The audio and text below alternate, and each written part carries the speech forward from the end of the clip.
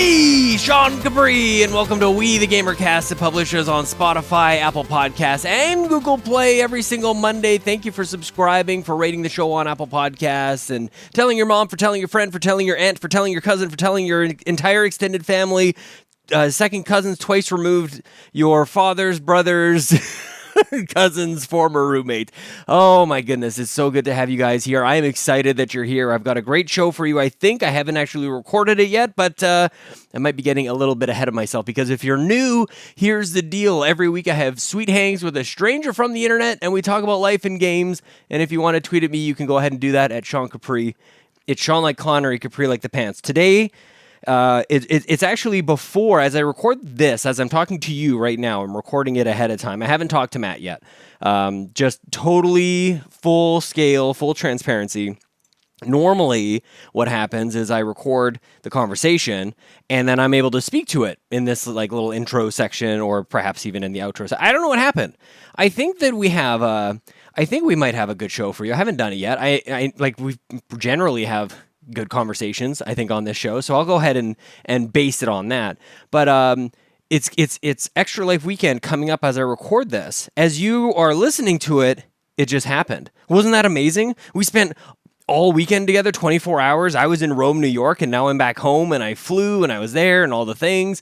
Holy crap. Now, as I'm saying this, because there's a lot of travel involved, because there's a lot of things that kind of have to occur that are extraordinary, shall we say, I really hope I'm not jinxing myself, everybody. Hopefully everything is okay, but I'm putting it out there. I'm putting out the good energy.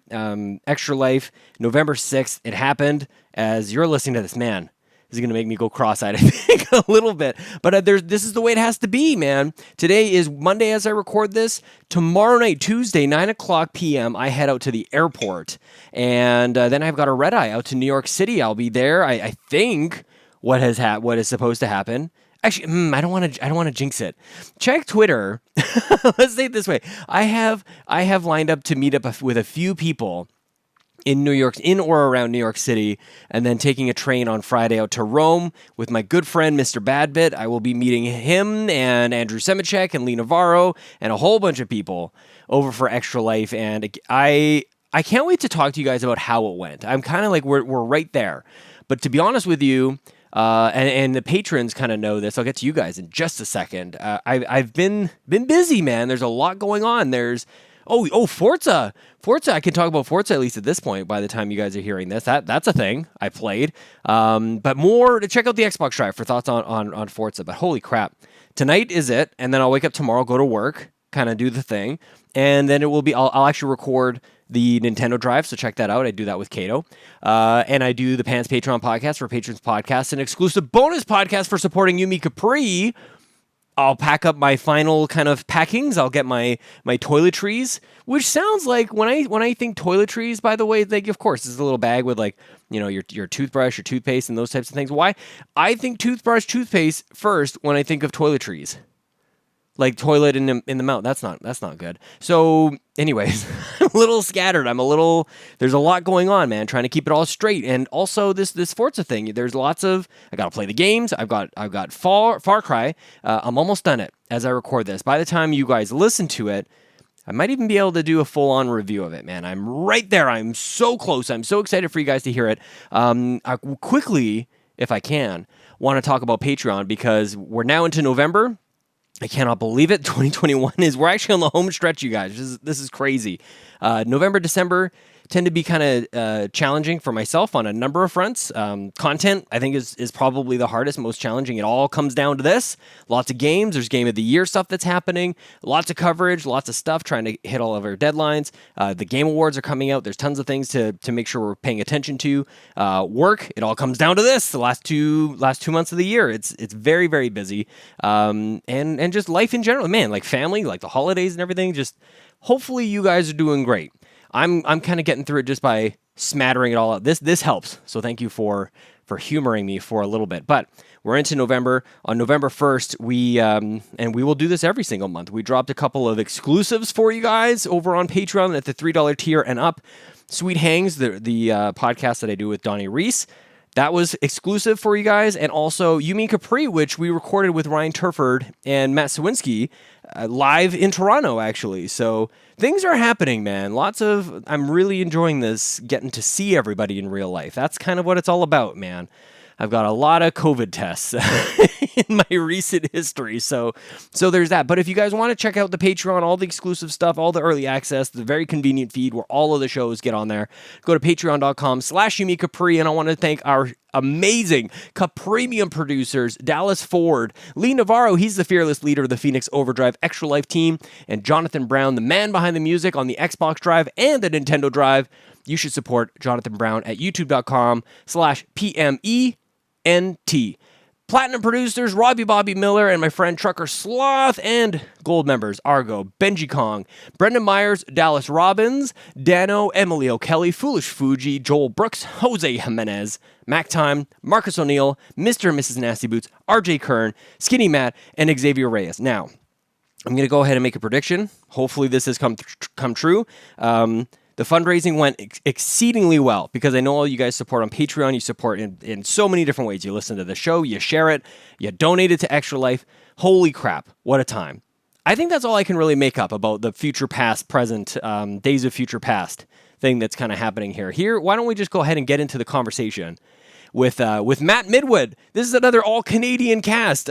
Matt, I got to be on Matt's show along with Court Lalonde. Court Lalonde, you know, from this show 2 weeks ago. He was here. So now we got Matt. Assemble XP, a Canadian Xbox podcast, is the podcast. Matt also does wrestling content, so you should follow him at assemble_show. Let's just jump right into it. Here he is, Matt Midwood.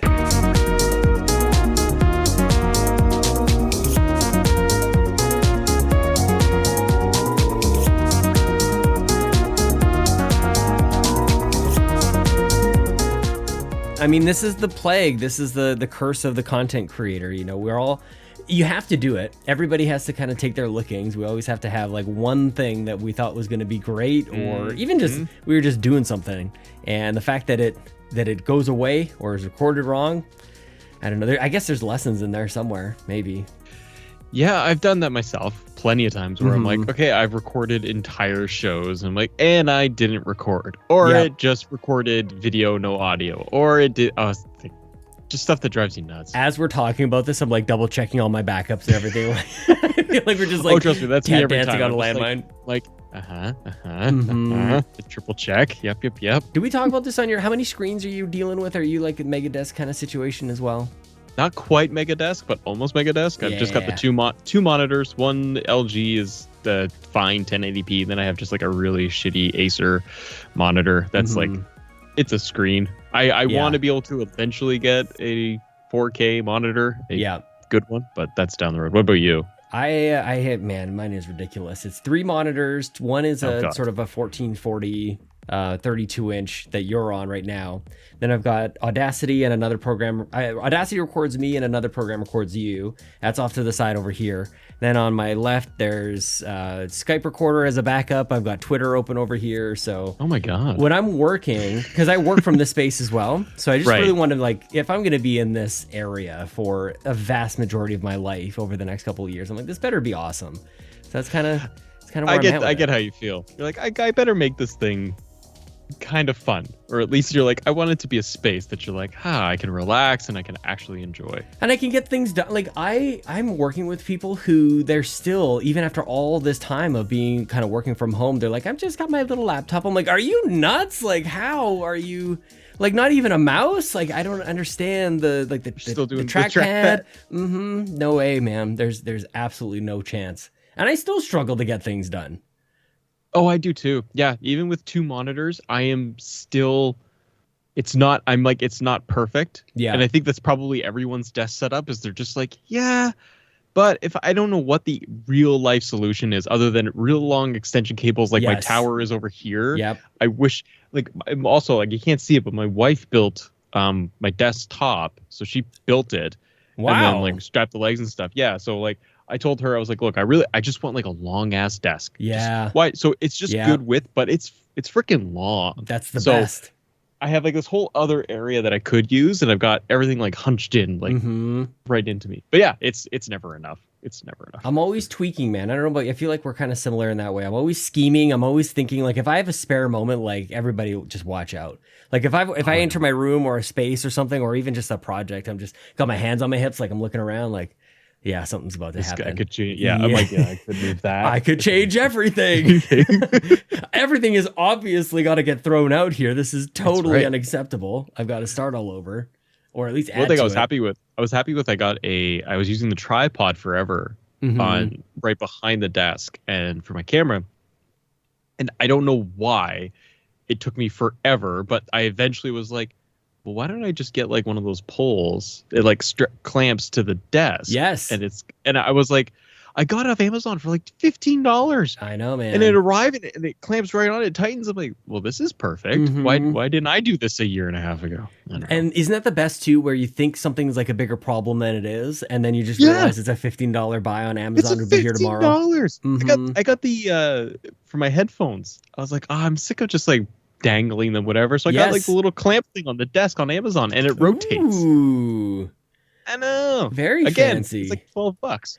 I think that I'm almost like in my final form here. Like, unless something like serious happens where, I don't know, like an additional, like another desk, or basically like your setup. Like, I like that your camera faces the corner of the room. I've got the standard YouTuber background, and you just kind of like shifted 45 degrees, and it's like, that's awesome. I love that. It's similar to you though. Like, I had the options in here to, I stood back in the space. It's like, okay, well, what do I want to do? How do I want to? It's not only like what you want for like the setup, but it's the functionality of like, okay, but where can the desk and the camera go? So basically, it was either going to be flat on a wall with this style of setup, but I wanted a little more. Yeah, I wanted to come out a bit, and then the camera is like literally like it's got to be in this shot. If the camera moves, it's all shit back here. Dude, I don't even want to touch my monitor or my desk or anything. Like, if anything shifts, it's like, it's so funny, especially like,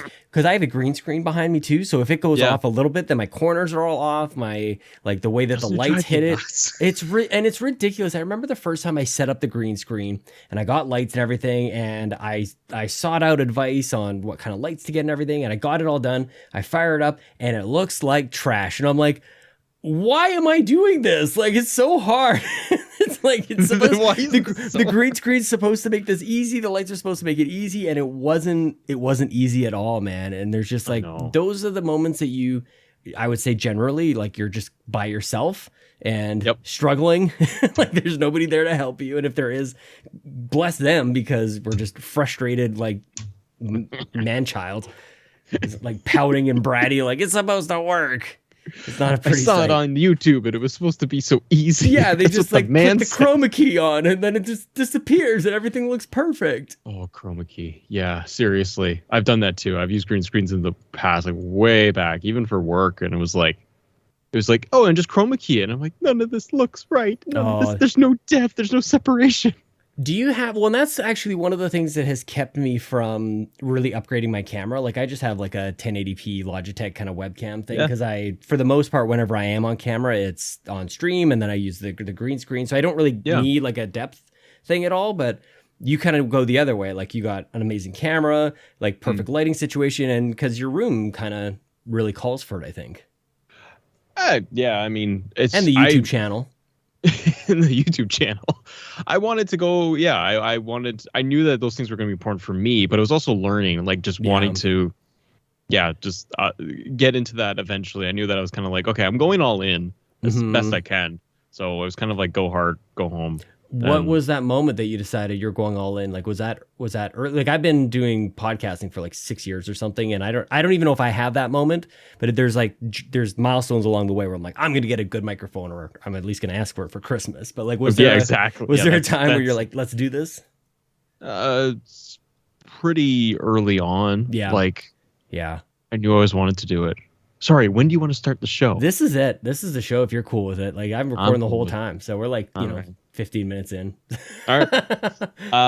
It was like, it was pretty early on. Yeah. I was starting off the channel. Like, it's been a year and a half roughly. And I knew I wanted to, I started with like just the Yeti microphone, and I still have it, but it was really Yeah, just I guess kind of realizing that once I started getting into mostly like editing and doing a little bit on camera, that I'm like, okay, I really enjoy this. And I'm like, okay, well, if there's 5 people watching or not, I'm like, I'm still enjoying just the process of it all, of editing and learning and like learning Premiere and learning how to Photoshop really bad and then trying to every little thing. And a lot of it was like just learning how to edit in Premiere, of figuring out, quick cuts and quick little tricks to be able to speed up my editing flow, and feeling now that I've got things kind of down the way I like it. I'm sure I still make 1,000 mistakes, but I at least like that I kind of have a rhythm and a flow to it. So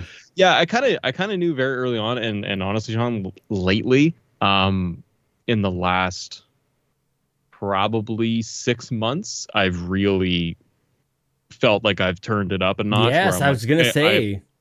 I'm trying to go really hard. I'm like, okay, I'm just gonna lean as hard as I can into this, and I just really trying to give every spare moment is dedicated to trying to grow this thing into an actual like brand platform, all of that. So. What was like, talk me through that, because I feel like there's a decision that has to be, like, you could spend your time doing other things, you know, like there's a decision, I'm really going to go for it. I feel like there's a courageous sort of boldness to, let's do this. Because before that, and many, I think, content creators can resonate with this. This is certainly a space that I've been in, where it's like, you're creating the thing and you're like, if something happens with it, cool. If not, like, I'm having fun anyways. And but kind of secretly, like, hoping that like something amazing happens, you know, like, but I do think that it takes a little bit of courage or like I said, like a bit of boldness to go, nope. I'm going to put my dreams out there. I'm going to say that I want to grow this thing, and I'm going to have my work ethic kind of show the story for everybody. Yeah, I think you can totally relate. Like, you probably have, the big aspirations, the big goals at first of like, okay, I want this thing to get massive, and then and it doesn't, and it's slow growth, and it's grind. And then for me, it's kind of just accepting that that's the process. And do I kind of check myself fairly often of like, do you enjoy that process? And you get demotivated or sour on stuff, or when if your podcast or your show doesn't do well or the way you want it to, but then one that you thought was terrible and really crappy turns out to do really well, and you're perplexed by it. Yeah. I like hiding in podcast land. I don't know what the numbers are. YouTube, it's like everything's right there. Like, you know, like by the minute, and here's how many men or women are watching it. And this is like the hours that they drop off, or the minutes that they like that is, it's all fascinating analytics, but that's the kind of stuff that just like, to the demotivating part, I don't want to know. I like, if I have 6 people who like tweet at me who said they listened to the show, like, and if that's the entirety of the audience, then great. I like the ambiguity of podcasting, actually, where I don't actually know, but there's, you kind of have to take your approach, I think, on YouTube, that if you're going to make a go for it, then it's all out there. Everybody can see it. Yeah, and I think it's also just, what is your goal? And for other creators and small creators like myself, it's what is the goal? Or is it a hobby that's something you enjoy, that you have passion, that you are like, to your point of like, well, let's see what happens. If it goes well, if it turns into something, hey, I'm cool with it. But I think, and maybe you can relate too, it's like, because you have kids, and like I have 2 young kids, and I think around the exact same age as you and other people too, but like the kids are young, they're in school. Wife works full time, I'm working, like we all got a lot going on. And so your time is limited.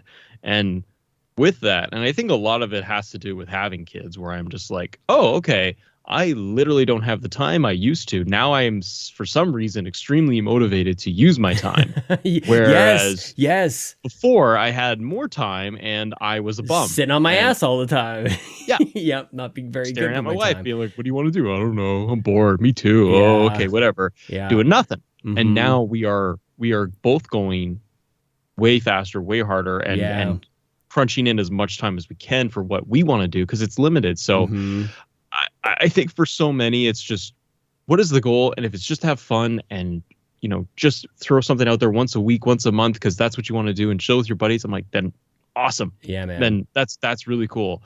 For me, it's that, and it's, no, I've had a passion to try and do this for well over 5 years. Yeah. And never had the guts to just say, yeah, I'll give it a shot. Mm-hmm. And as soon as I started, then I was like, okay, yep, I want to be able to do way more.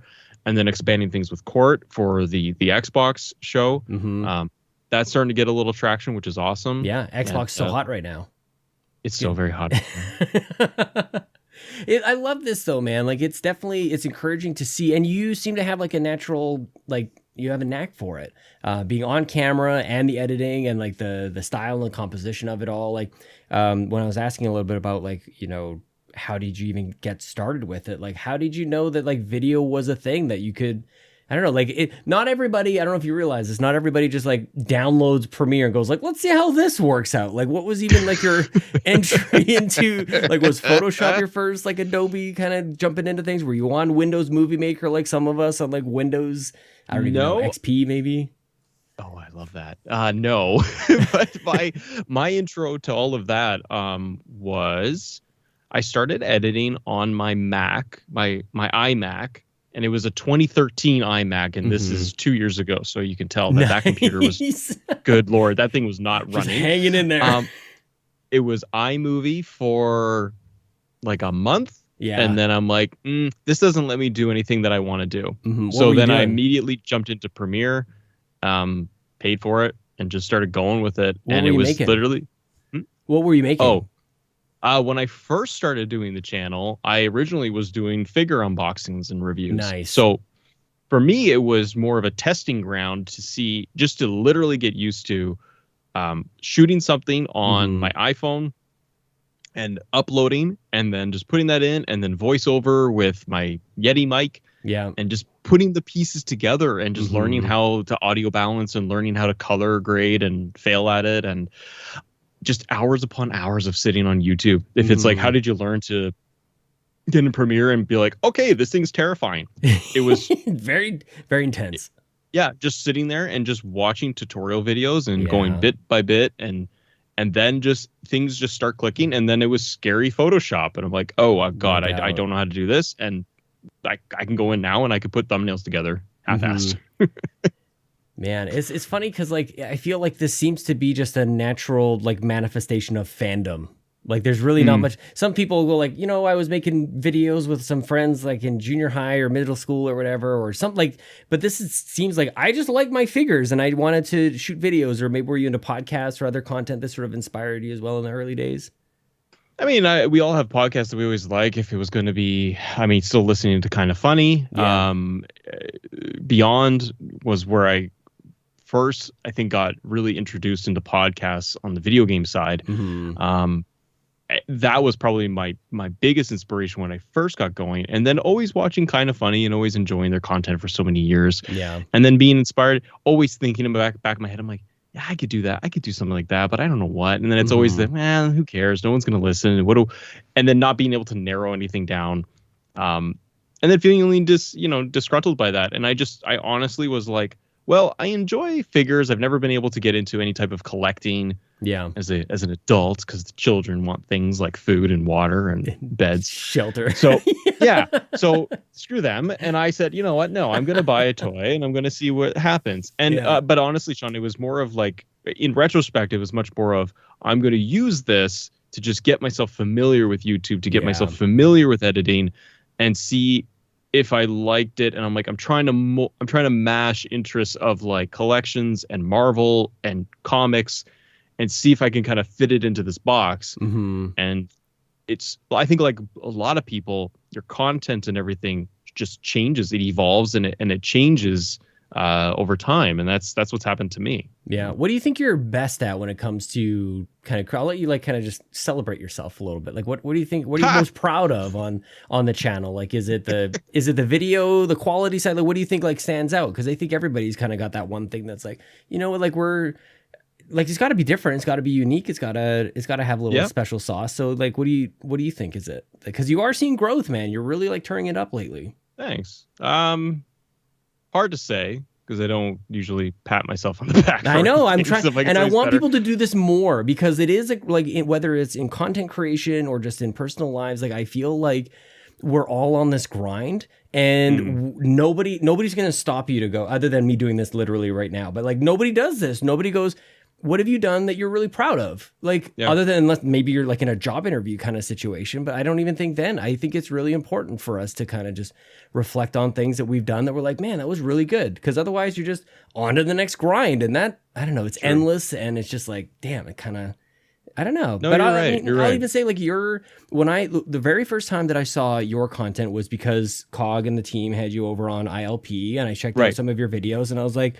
holy crap, like it's just the quality is just like nothing else. Like even you on the show was like the camera angle is great, the lighting is wonderful, like the background, like it's all there. And you know, it's probably one of the worst things that a YouTube, you know, creator can hear. It's like, I thought your channel was like way bigger, you know. Bobby, my friend Bobby Pauls used to hear that all the time. It would drive him crazy, but it's like, I really thought you were like a 100,000 sub channel, just because like based on the quality, it seems like you've been at this a while and focusing on making it look good. I think that's, I guess I'll lean on that as the thing I'm proud of, is trying to always come out of the gate with, okay, I want to present what I like watching myself. I enjoy quality content, whether it's audio or video or both or production.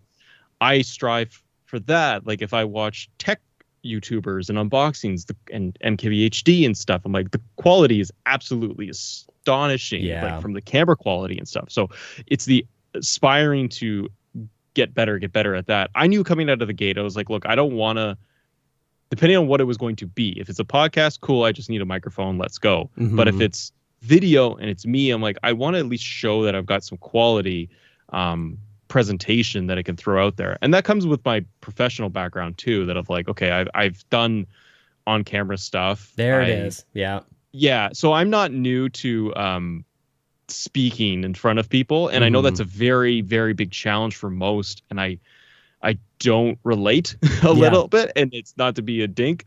It's just, I've done training, development, and that stuff in that field for 15 years almost. Oh wow! So, snap! Okay, yeah, okay. There seemed like there was something in there. Okay, that helps. Yeah. For sure. So because of that, I've done like events, and I've done like theater trainings and stuff for hours, like be on stage and deliver things, right? And talk. And go at like the seat of your pants kind of deal. Like, hey, I've had stuff shown where I'm like, okay, professionally, it's like, we have one memory I have is like, hey, we have someone who is ill that can't do this whole thing. We need you downtown Toronto, in a day. Here's all the content, like, like here's the PowerPoints, the decks, the everything, the topics, and can you do this in 24 hours? And I literally showed up at the theater because they were housing 200. I remember it was 200 people live, physically in the theater, and it was 400 on Skype. Oh, snap. And it was go. Yeah. And I had one round of rehearsal to just literally be like, there's the monitor and run through your stuff. And then I presented live and crushed it. And I literally walked out, and they were just like, okay, bye. I went, yeah, I'm going to go home now. So bye. So anyways, I've done it for years now, where I've had the repetition of seminars, classes, things like that, with audiences of 10 to 5 to 50 to 200. Yeah. And so I don't really get fazed by the camera and any of that stuff. So I think that's helped, at least being able to get over the initial jitters of like, okay, put something out, present, or get comfortable, or find your voice. Yeah. And that stuff's hard. That's really hard if you don't do it and you aspire to do it, because it takes people a long, long time to just figure out their flow. Well, yeah, and it's one thing to be comfortable with it, and then I think the next step is like actually getting good at it too. Like you can be comfortable and still kind of crappy, but like then you can start to actually refine your skills. Exactly, and it never ends, right? You just constantly refining it, where it's going to be in the audio realm, or it's going to be on video, or just the way I edit. I'll be like, I am not going to be happy with pushing something out, or I feel like you're time crunched, or you want to get this thing out as fast as possible. But that's like, it.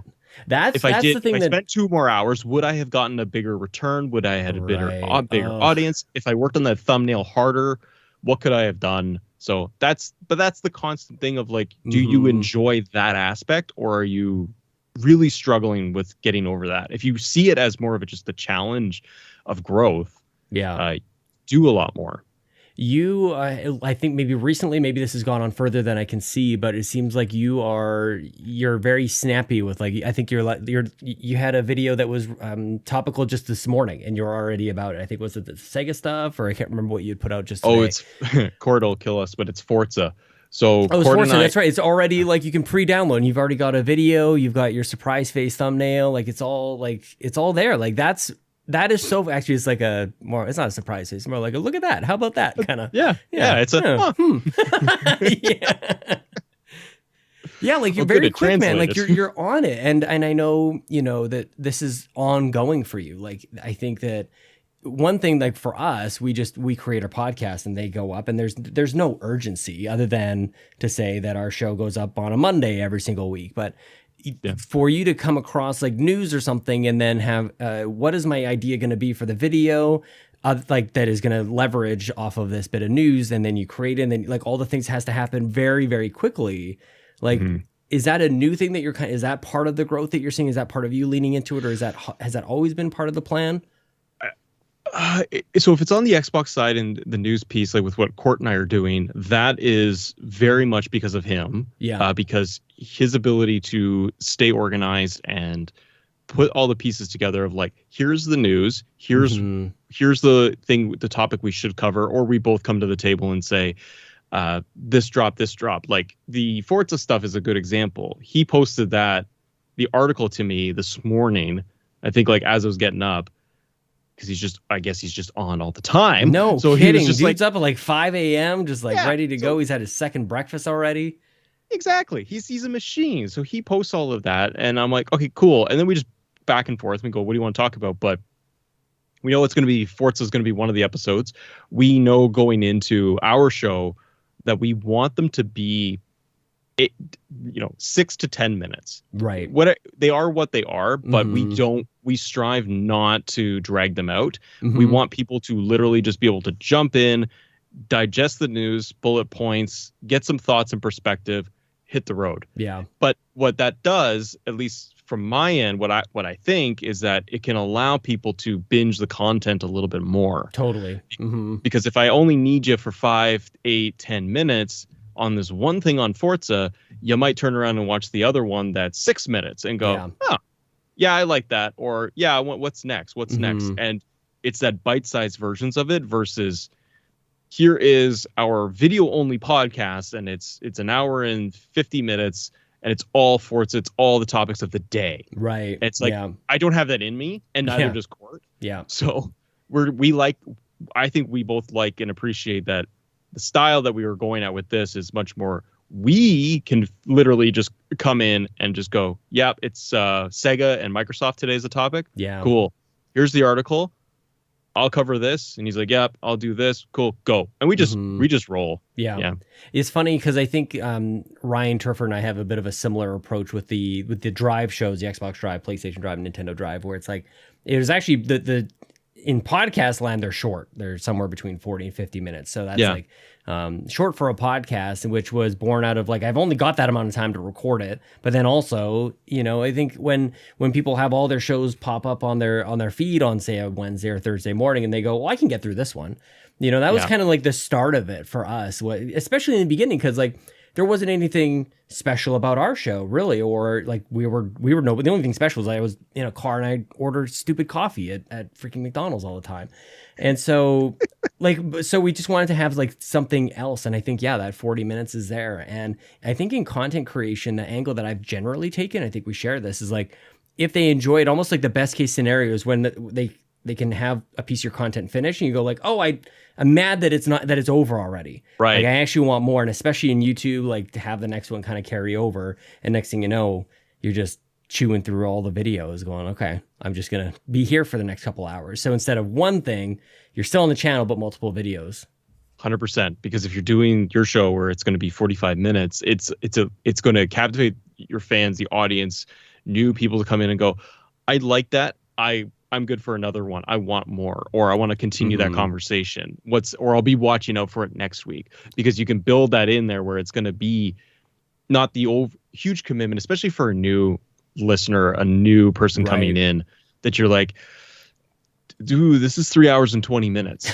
I've heard it's good. How does that work? There are some who do that. Like there's even ILP, like, dude, like they're gigantic. Okay, I know, but you know what? They're special because they will do a 3-hour show on a Sunday. Yep. And it's awesome. And I'm there because of the personalities, because all of them bring not only their insights, but it's just how they vibe together. Honestly. And I can just watch it and have it on the background going. And I'm going to listen to stuff or the topics. And I think that's what works really well for them. But not everybody can do that, right? It's unique. And it takes a boldness there too. Like it feels like no matter what it is, I think that's really the topic here, is that there's not really a right way to do it. It's sort of like whatever lane you choose, like own that lane. If you're going to be your 4.5 hour show, like own Sundays, be the NFL. Like you got your 1 day a week and that's it. Like everybody knows where to be on the Lord's Day or your 6 minute, or your 6 minute videos. Now, one of the things, like Ryan and I have talked about this, where like I would love to have bits of our podcast sort of like chopped up into like 30-second or a minute, and you do that whole thing. But you guys literally sit down to record like a 6 minute to 10 minute kind of conversation. And that's not a chopped up version of something else. Not. Like No, we did that for the first 2 or 3. And then I was like, no, just cut these. Yeah. Start, stop, end them. They are literally episodes. Yeah. I think that's I'm not like the most avid consumer of YouTube stuff, but I don't think that I've really seen that too much. I see, because I think that's actually harder to do. I think it's easier to go, we'll yammer on for 45 minutes to an hour and we'll find the good stuff somewhere in there. But you go like, okay, camera's rolling, 6 minutes, go. This better be good. But I think that's why, Sean, because one, it's allowing us to be, we're more strategic with our time. Yeah. We know what the topic is we want to go into, and it eliminates us from, all right, well, we got an hour. We might have an hour for the two of us to be able to sit together. Yeah. But what do you want to use that hour for? Yeah. Well, we could have one conversation about Forza, but we both sit there and go, I don't want to listen to myself talk about Forza for an hour. So I don't think anybody does. Yeah. So why are we doing this? Yeah. And then to your point of like, well, then let's chop out all the good stuff we like or that works. And I'm like, but then it's choppy. And then I'm editing. Yeah. So I've got to cut through all of that every time. I'm like, that starts eating up more on the post-production, or like I have to actually edit. And then now I'm down to maybe one episode. Yeah. Court and I, for example, we recorded 4 episodes today. Oh, snap. We went 1, 2, 3, 4. I love that. We did 5. Sorry. Because we did the Forza one later in the day. We came back for 15 minutes and said, this news just dropped. Let's record this at like 4 o'clock. And Court's like, I have 20 minutes. I'm like, great. We need 8.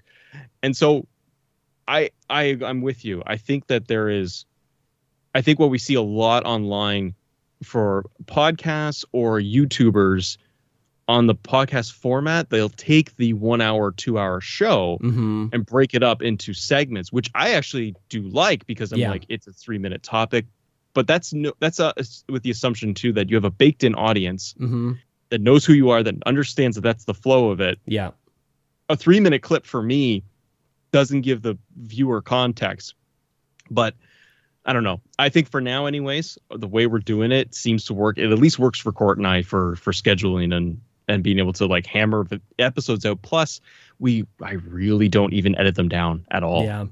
It's just our conversation. And that's just it. It has to fit into your lifestyles. And that's kind of what I want to jump into a little bit too, because it's something that as time has gone on, I don't know, like I'm 37 now. Life has changed a huge amount for me in the last like 5-6 years that I've been doing this. Like I got married just before starting to do this. So I think I was married a year. Then a couple of years later, like Lincoln was born, and then Ellie. Like my life is totally different. And so I have a huge amount of appreciation for anybody who like works with me on this stuff, because they have to put up with my restricted time. And you guys, you and Court, I think, have found each other in maybe a similar situation where you're both like, you don't have to like, you both understand where each other are coming from in terms of like time. You don't take it personally like, oh, look at this fancy dancy guy. He's got like no time. He's so busy and he's got all the things to do.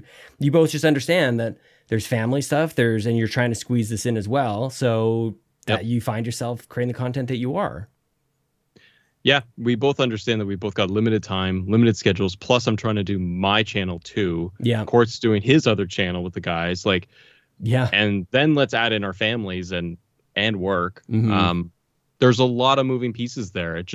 It so happens for this that it just gels. It just seems to gel, and it times out perfectly. Mm-hmm. We're able to fit it in, but we're noticing that we're getting some traction on a small scale. So we're both motivated to go one more. And I've experienced that on my own on a small scale, and that motivates me to go, ooh, one more. I'll do a show, and if one of mine on my channel does, I'll consider well. Mm-hmm.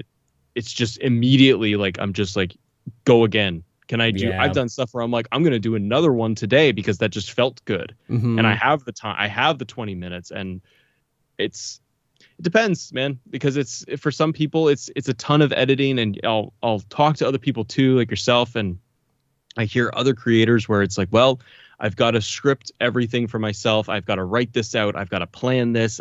It's hours upon hours. And I'm like, wow, I don't have that time. Yeah. So you better be ready to go when it's time to go. Yeah. Yeah. You got to be good. Like, what are you finding is like, cause you mentioned you kind of covering a bunch of different things with the figures, the wrestling, like what's sort of like, what's most, actually, I'll ask this because I was going to ask about what's connecting with the audience, but what's connecting with you? What's resonating with you right now? Like, is it the wrestling? Is it the Xbox? Like, what's kind of going like, oh, I can't wait to do like this next topic? It is both. I thought you were going to say that. Damn it. I'm sorry. They're two separate things. Cop out answer. Sorry. No, well, not cop out. The right nerdy now, stuff. I love all of the nerdy things that we do on the internet. Yeah, way to treat them like your kids. Holy crap. Pick a favorite already. Oh, good. I like all of it together. Yeah. I really am enjoying what I'm growing with Court. Assemble XP is fun, and I love, as we've said, the timing of the shows, how quick we're in and out, and we're able to pop out several, and that gives me a level of motivation and satisfaction that every day there's something else to discuss. Yeah, that we can kind of have our pick of something in Xbox, and it's an area that I enjoy covering. I always wanted to do some type of daily content. Yeah. And that is very strong, and I really like that. On my side of it, it's interesting because my channel's evolved like so many people's, where it's okay, I've gone from figures to I'll dabble in some Marvel stuff and reviews. Well, that's not working, and I'm not really. I love it all, but I'm like, I can't sit here by myself and talk about Thanos for an hour and a half, like, and I'm not. But you could. But let's be honest. Well, I could try, or go into the Marvel movies and review, and I'm like, yeah, I don't want to do a 2-hour review or 10 minutes on this by myself, and I'll get destroyed in the comments because I'm not as smart as other people with everything. So I'm like, oh, those are more of just what I enjoy. That's just me to be able to go. I enjoy the movies and the comics, and so I stopped that. And then what happened was I started getting into like Marvel's Avengers, the video game. Yeah. When that dropped, and started producing news stuff on that. And then that got a little bit of traction. And I was like, okay, I'll lean into that a little bit and see how it does. Okay, it kept doing well, but I was like, well, I'm not going to revolve my show around one video game. Right. It's not what I'm passionate about. So then I always had wrestling stuff as a big fan since I've been a kid. And I didn't think I was actually going to lean into that. And then some of the shows I did I had one episode that I did covering the game that's going to come out next year. And it happened to do like crazy numbers. So I was like, okay, I'll do another one. And then which game's coming out next year? 2K22 for WWE. Okay. So that was coming out, next year. But this is like a year ago almost now. So I just started talking about it a bit. And it just kind of went this way. Yeah. So I just leaned into it more, and then my channel moved completely away from everything else, and I just completely flipped it. And I go, okay, fine. It's a wrestling channel. That's what it has to be. Because while I have the interest and want to enjoy everything else, it's not going to do well. Right. And if I really want to grow this thing, you do have to focus. Like niche down, focus, and focus my attention. So I'm like, this is working. Yeah. Now I got to see how I can adapt it and mold it around this. But having the Xbox channel separate, and I think that's a big thing to do too.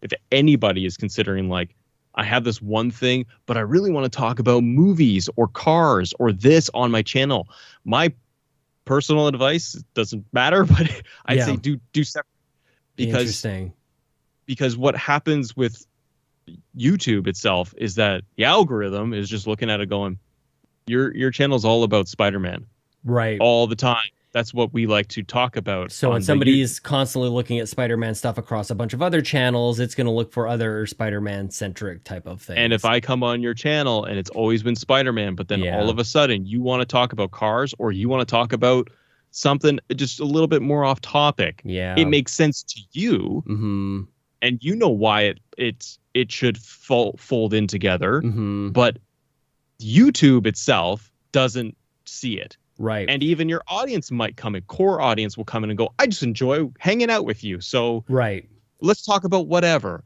But it depends. Again, I'll go back and say that depends on what your goal is. Because I know channels that are awesome with awesome people on it that do a wide variety of different topics. But again, if that's the joy and that's what you enjoy doing, then do it all day. Yeah, YouTube is there for you. Like, it makes it super easy for you to upload the stuff and share it with your mom and all those things. That's great. But you're right, man. Like, when I think about like the latest channels that I've subscribed to, they're for a reason. Like, I don't know the people. Like, there's what I love about this show is I get to know content creators, and then once I've like, you know, I'll listen to you talk about really anything at this stage. But that's not everybody. That's not me just scrolling through YouTube going like, I'll listen to this random stranger. You're looking for that. Yeah. As I cough with the muted microphone here, like that's how I discover. And I think the more that I create content, the more I become really acutely aware of like how I'm consuming it as well. I think that may be part of it, is being a, at least for me anyways, like when I was in sales, like working at Future Shop, rest in peace, I used to be really bad at it. I was really terrible until I bought a TV. And I'm like, oh, those are the questions that people care about. Like, that's like, what is the thing going to look like in your room? And like you have different concerns than me reading on how to sell a TV out of a textbook. And then going like, I will go through this playbook. Like, nobody cared. And I became a consumer, and then that made me into a better salesman. That sort of like life lesson has stuck with me ever since. And that was like almost 20 years ago at this stage in my life. And whatever it is, whatever I'm trying to do or create, or if I'm leading in my work, like I become the other person first. I really have to like put my mind or put my, like, wear somebody else's shoes, kind of like live a day in somebody else's shoes kind of thing. I think about that with YouTube as well. I've been doing the same thing, even lately, especially like thumbnails and titling. It's the bane of my existence. And I think for so many, it's like, you just know you have to do it that way. Yeah. And I'm like, I know, but I also know that it's not what I want it to be. And I don't have the honed skills yet to really nail it. And again, some thumbnails. What do you mean? Your thumbnails are great. What do you mean? I thought we were going to chat about like how, like, you have to do the cliche kind of thing when everybody knows like it just works. Like, there's a proven thing. This is something that comes out of my professional life as well, where it's like, like it might not be like, it might not blow anybody's hair back, but like this works. Like, you need to have like a title like that. Like, it helps to have your face on the thumbnail. Like, there's certain things that seem to add up to a successful video or video. And it depends on what your channel, your content is geared towards. If it was all tech, I wouldn't have my face. I would have the device. If it's phones, it would just be all about these beautiful shots of the iPhone, because that's what matters. But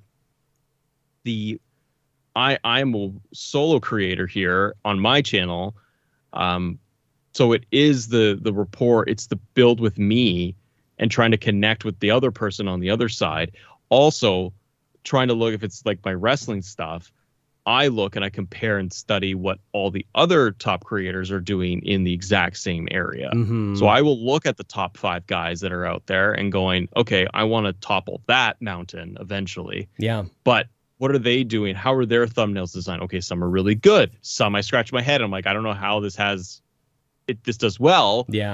But audience and repetition, etc. But that's what they become known for. So I'm like, okay, I got to give my thumbnails identity.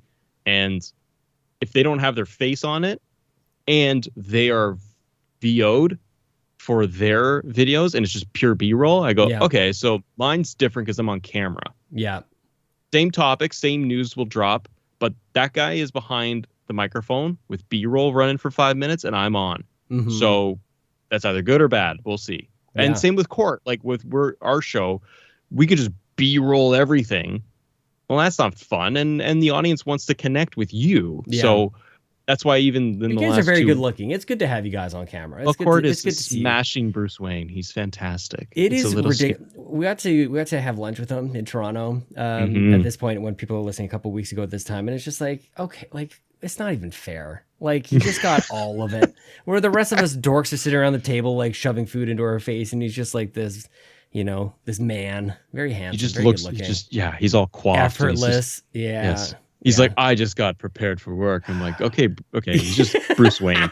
He's always just looks like he's pure. He's just ready to go. Yeah. But we both said, or I said to Court, I'm like, you know what? For ours, we did just, the classic of just the video game with like Master Chief on there with some big bold letters. And that's the thumbnail. And then I told him, I'm like, we got to get our faces on these thumbnails because every other gaming channel is that. It's Master Chief with 3 words, 4 words. Yeah. And go. So how do you even stand out? So I'm like, Court, get your goofy face on thumbnail. And same for me. So, but it's clicking. And then if people click on the door and they go, hey, I like this content, cool. And if I don't, I don't. They bail. It is what it is. Well, I love it. You have like this nice blend of like, what you're doing, but you're also still testing things. You're still curious. You're still learning, but it has like a confidence to it. Like, I don't know exactly. Like maybe it's a Canadian thing. Maybe that's part of it. I think so. It's the humble sort of like Canadian element there is playing a little bit of magic, but it's like Sean, your podcast is doing well. Sorry. I know exactly. Or like, I don't know why, like it's fine. I don't know. I don't know. There's something in there.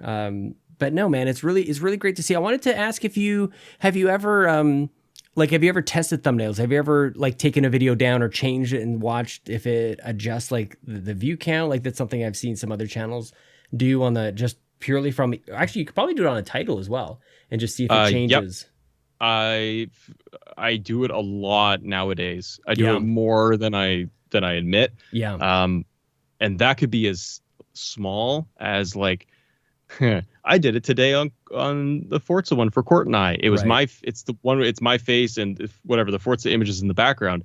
I went in after like 10 minutes after I uploaded and I blurred the Forza image slightly, like 3%. So it just blurred. Yeah. So that the text and me are front and it stands out more. Right. Those things. Now on my channel, I've gone in and I do it more and more now where I will build out basically 2 thumbnails, front to back, and I will zoom them out on my screen so they're tiny. Yeah. So that's what you can see when you're on mobile. Yeah. And I go, can I read that? And do I like it as a pop?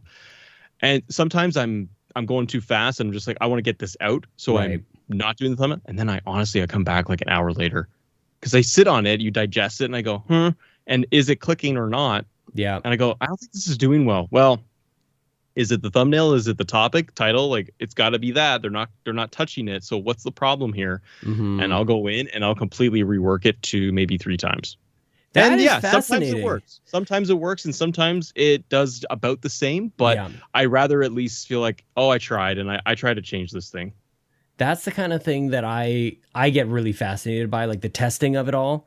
Like, does this work or is that because you really don't know, you don't really know until you throw it out there. And, to also just know that it could be something as simple as that. Like sometimes you might think, maybe I messed up something in the video or there's something about the content itself. And it's like, you can kind of separate the two. Like you can look at the content itself as its own thing that you can review and evaluate and mull over, or totally separate is just the thumbnail. Like how are you getting people to watch all of that stuff? I think thumbnails are like, they are an art, man. Like that's something that I'd love to be on the inside of YouTube's kind of walls and just kind of, cause they must have just the best kind of data on this stuff.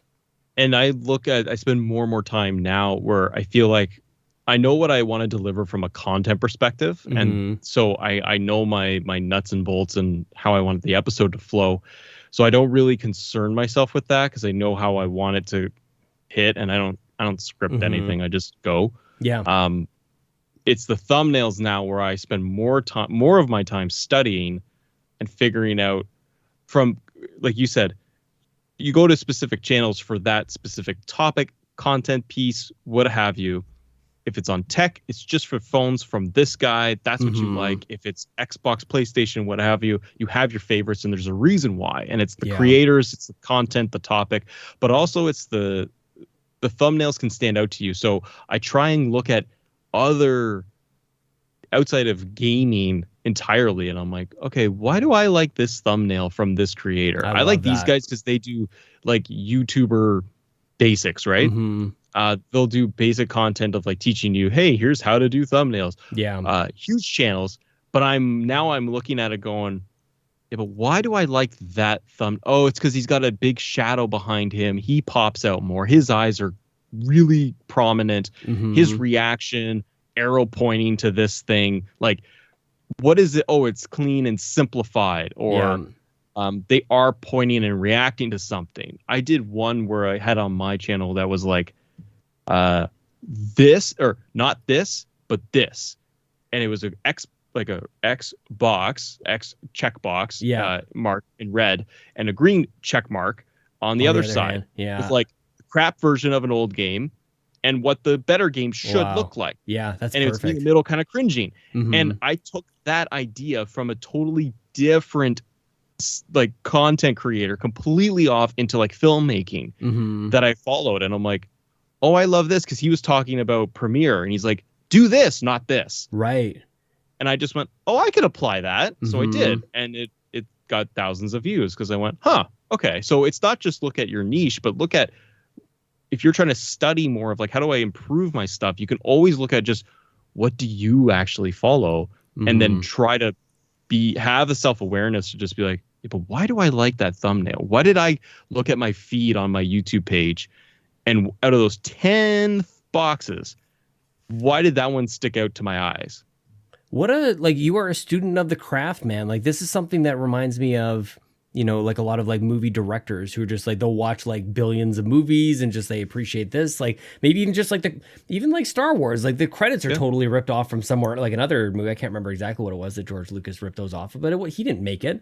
But like, it comes across from just like absorbing all of the different ways of presenting and conveying what you want to present to the audience. I think that is totally fascinating. I honestly don't think I've had like this level of detail of a conversation about YouTube ever on this. And it comes so naturally to you because obviously you spend the time to do the things that you're saying that you do. Like, that is so obvious. It's not like you just spent like an evening the other night doing this. This is obviously like a practice. It's a discipline.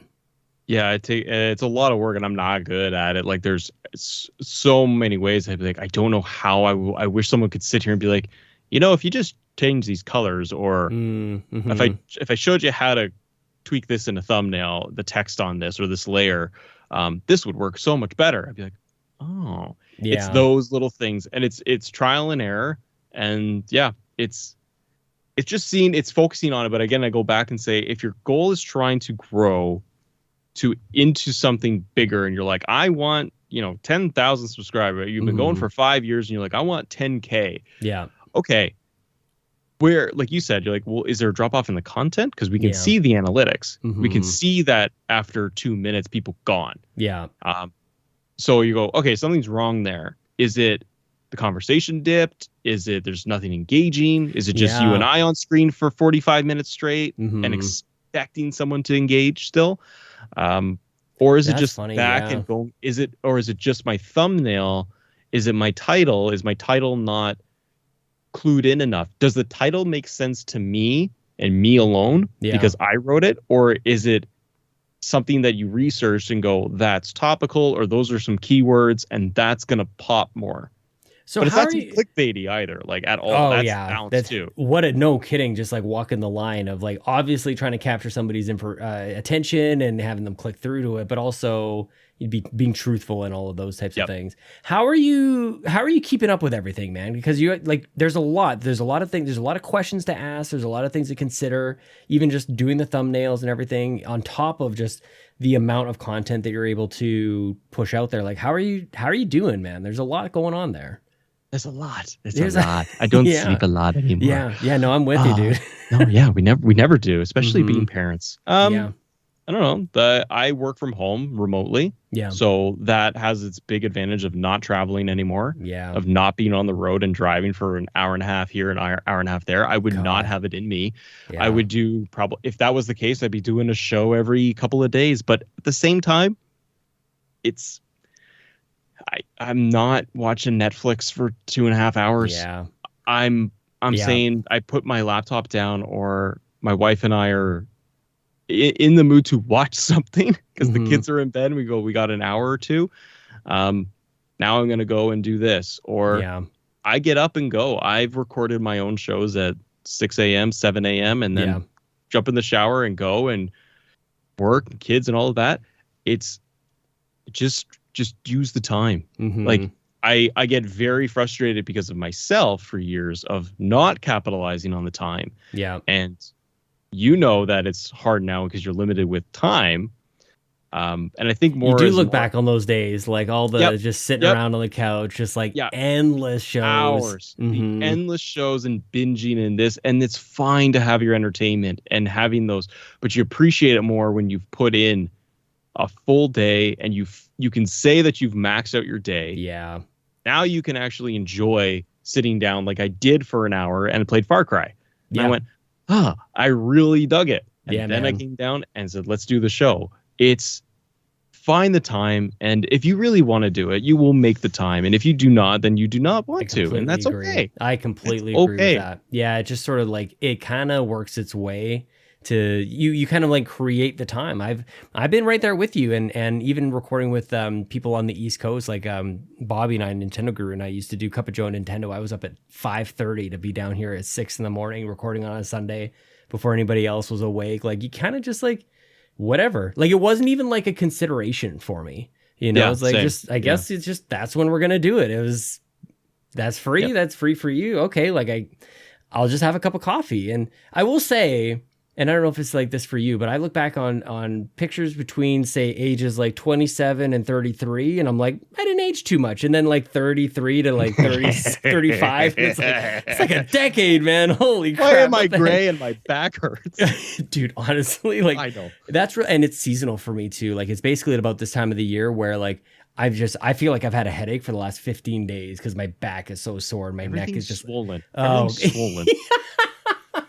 There's just so much swelling everywhere, and I don't do heavy lifting. Oh, isn't that it's so sad. I think I've spent maybe the last 5-6 years going like, I'm so old and ha ha ha. And then over the last, I don't know, maybe a couple months, I need to just like drop that trend. I need to like kick the feeling sorry for myself because I'm old, because I think about my dad played ball hockey with us when he was like 62 years old or something. He's like, I almost want to say like that's old, but like he's older than that was 10 years ago. Like he's 71 now, and he's still up and about and not complaining like I am. And I'm like, Dad, my back hurts. And he's like, you're half my age. What the hell is the matter with you? Like, no, he's gonna hit you with this. He's gonna hit you with the sticks. Those dang video games that you're playing. That's right. That carpal tunnel. Go for a damn walk or something. Yeah, but it was 9 hours, Dad. Like, I know. Lifted off the couch. Now support me for Extra Life. I'm gonna go sit in this chair for 24 hours straight, please. Well, Dad, I barely moved my arms, so it's really challenging. No, but it's. I think when it comes to time, I've had. So even now, it's still carve out the time where you can. Yeah. And I've had days where I'm like, I want to or feel the need to get this episode done. Yeah. So I will record it for 15 minutes, drop, go be with the kids and the family because it's Saturday.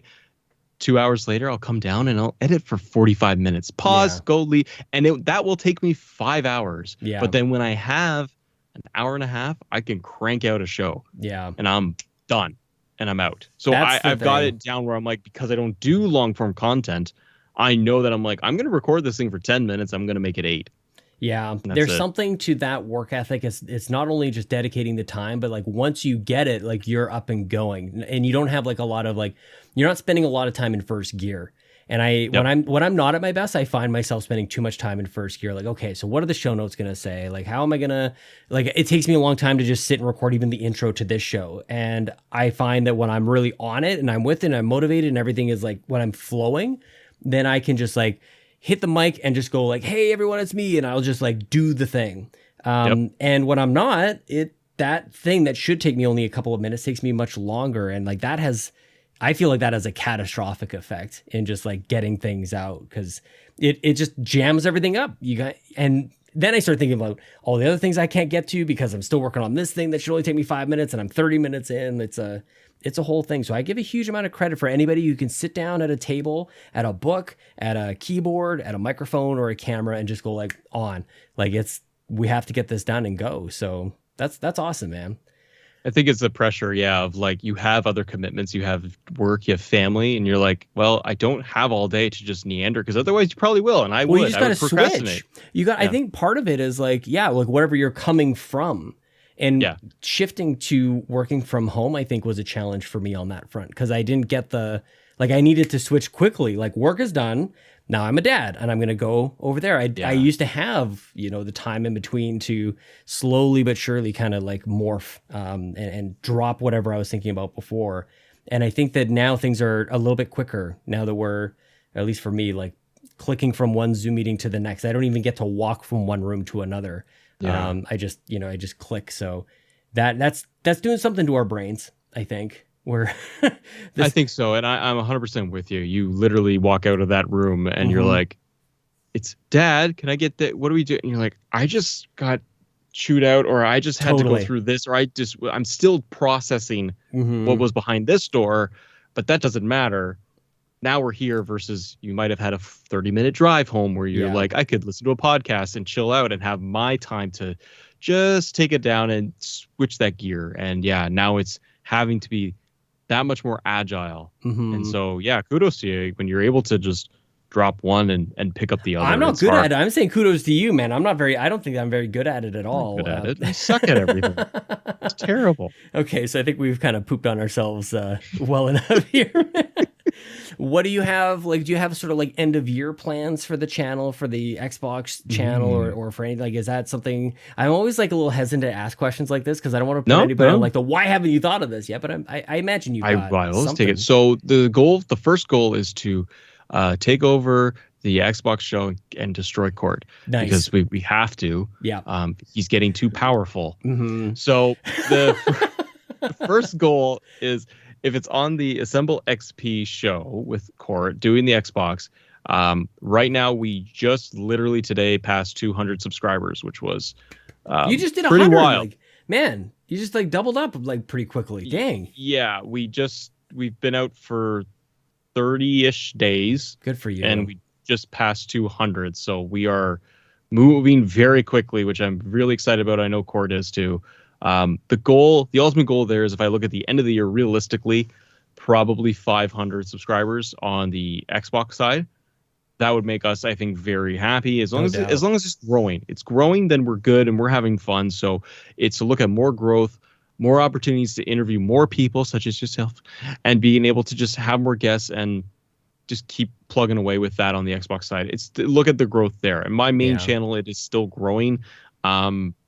I'm almost at 5,000 subscribers, and I know that subscriber count really doesn't matter anymore on YouTube. It's very much a vanity number. Isn't that amazing? That shifted, like, just it seemed like it was going that way, and then poof, like gone, like subs. Yeah, you could have 1,000 subscriubers and the best content, and people anywhere will work with you. So it doesn't matter as much. But when you are trying to work, I think when you're trying to work PR, sponsors, anything like that, it's a metric that unfortunately they will look at. I think to say the channel's this big, this is the audience, the watch time, and the subs. Yeah, because it will translate a bit. I think for my main channel is to continue to push that. I do set out mini goals for myself every quarter to really say I'm here, and I try to calculate roughly how many subs and growth I get per month. Thus, I should be at this goal by the end of the year. So I've been trying to hit that 5,000 mark by the end of November. I said it was going to be December. That's what I originally said, and I'm pushing for November. Get it. The end of November to hit that, and we're almost there. But that's just more for me, just because that helps me keep going. Yeah. Then I'll go, I did it, honey. And she'll go, that's amazing. I go, yeah. So on to 10,000. And it never ends. It will never end. But it keeps me motivated. The other piece is really I would like to be able to work with other companies and work into some promotional content, something like that, on my main channel, and then likewise for Court and I as we grow. Just continue to be able to work with brands, be able to work with different people, and just grow. That's the bottom line. Dude, that's this year. There's a 5-year plan, but that's down the road. We'll have to have you back in January. We'll talk about that after everything else is. If you crush these milestones, I don't know how anybody could listen to you and not be inspired. And if they haven't started yet, to get started, and if you've already kind of been on this grind for a bit to. I know for me, just like, how can we look at things a little bit differently? Like, I'm going to be ruminating on this conversation for quite some time. And I'm sure even as Ryan Turford listens to this, he's like, oh no, Sean's got ideas. Like, no. That's his brain. Yeah. Anybody who works in teams like this, and whenever the other person's kind of like got the wheels turning a little bit, it's, you can either like really dive in, or you can kind of get maybe annoyed by it, which I'm sure is the case. Anybody around me is just like, enough with the whiteboards, enough with the bullet points and ideas. Like, it's fine. Everything is going okay, but man, I can't help it. I'm really just happy that you carved out time tonight, speaking of limited time, and that you're so open with all of the things that you've been learning along the way, man. It's I love that. And we're here to support each other. And yeah, it's been wonderful to chat with you tonight, dude. Yeah, likewise. Well, that's pretty much it. Do you want to let everybody know where they can find all the awesome stuff that we've been chatting about all over the internet? No. Okay. No. Yes. Okay. Goodbye. Bye. The end. Yeah, that's the end, and just hard cut. Got two. So tempted, two things.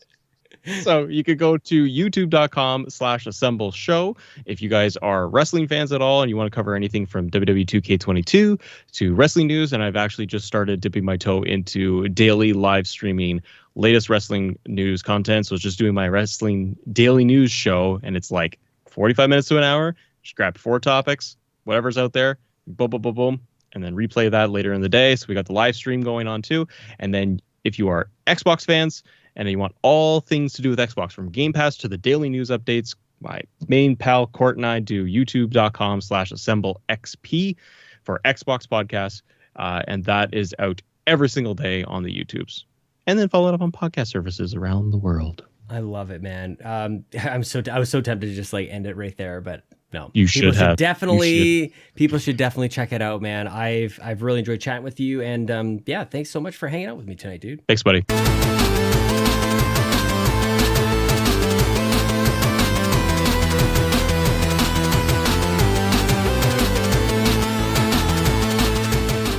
I've always kind of wanted to have a conversation like that, but I've never really been sure like who to have on for it. That's definitely not what I had intended on.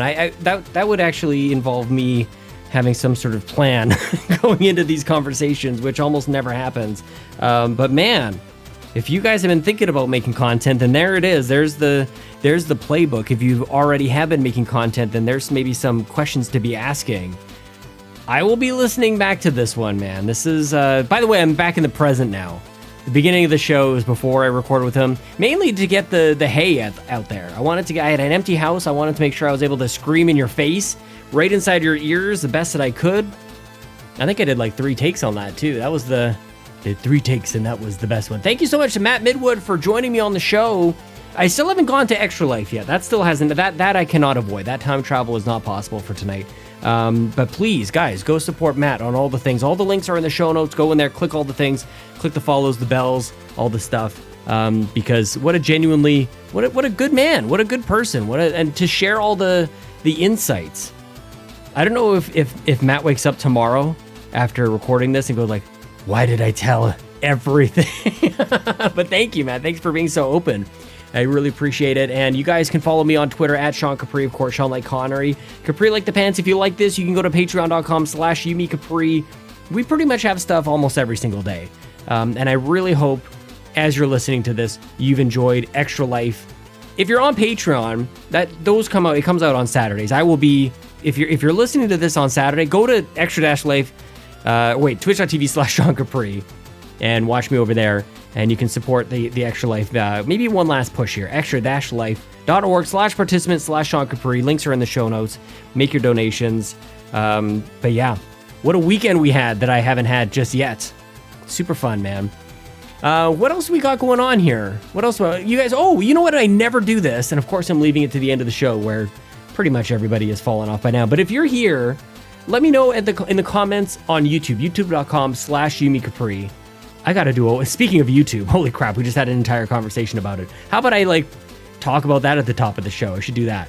Links are in the show notes. Click on the things, leave a comment, let us know that you made it all the way to the end. You are amazing. I'm going to be back next week with, I'm not entirely sure who it is yet. I might even have a week off because of Extra Life. I'm not sure how that's all going to work, so stay tuned. We're really at the end here. Here's the end with Jason. Jason!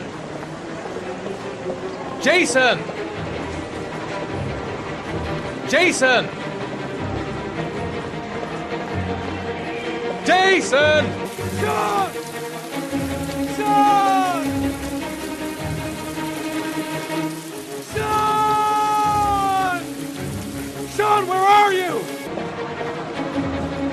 Jason! Jason! Jason! Sean! Sean! Sean! Sean! Sean! Jason! Jason! Jason! Jason! Jason!